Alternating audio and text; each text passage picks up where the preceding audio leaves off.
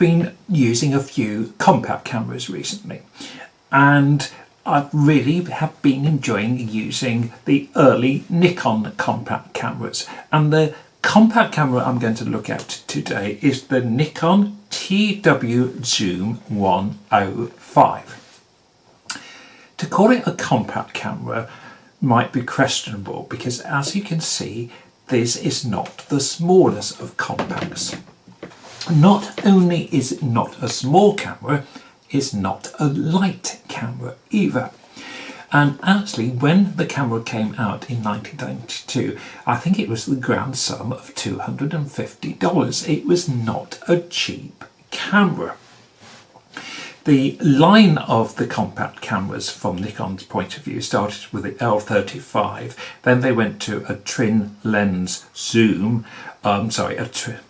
when I say twin lens, it wasn't two lenses, but it was two separate lenses. It was a lens which had two focal lengths and changed, and then they started zoom cameras, and this is in 1992 it was their top model. And what makes it the top model? Well, it's good quality, it's got a really good feel to it, it's responsive. As you can see, we have a zoom, and the zoom is from 37 to 105, so that is a wide and a good range of zoom. Now, where the camera is really interesting is on the autofocus, and we actually have tracking autofocus here, which was a new development.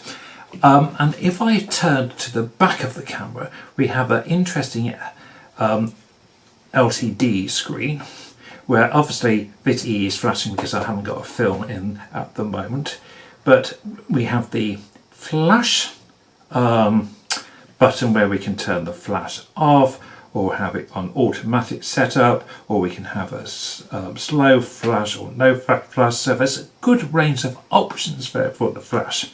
And we've also got this interesting option that when we zoom out or zoom in, there's an indication of what the zoom actually is on. So we can see whether we are on the 105 or whether we are just on the 37. So that's nice. Now the final thing is what they call the image sensor.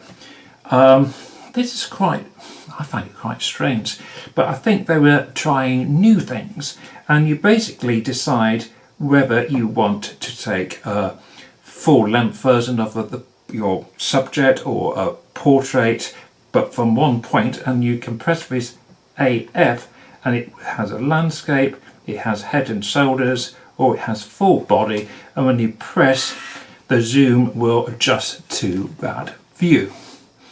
Never seen anything quite like that in a compact camera before, and I hope I've explained that clearly. Nice on-off at the top, and very easy to load the film. It's DS coded. And another feature of this camera was that you could actually take the film out halfway and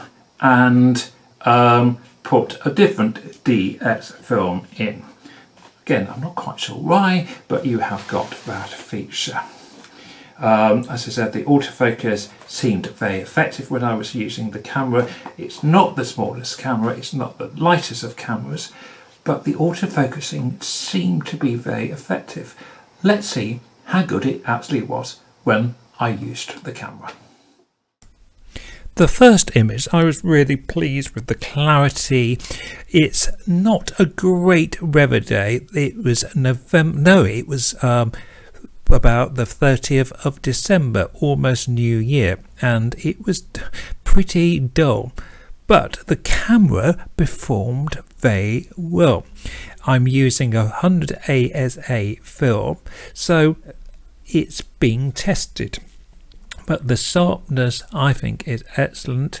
There were some candid shots. We took this walk from Weymouth Bay to a place called Sutton Points in Dorset, and across the countryside you can see how the clarity of the branches show there. This is actually a Roman temple at a place called Jordan Hill, quite close to the coast.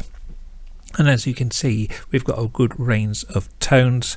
I was really delighted with how well this camera performed. It was sharp, it was clear. Yes, it is a bit bulky, it is a bit noisy, but you can see the performance of the camera is excellent, and this would not be a bad camera to keep in a rucksack or in the car as a cross-purpose useful compact camera. It has got a quality lens, it is certainly up to the job, and I, as I said previously, was really pleased, slightly surprised. You can pick these up moderately cheaply. If you find a TW Zoom 105 by Nikon, I would recommend you have a go with it. Thanks for watching, bye for now.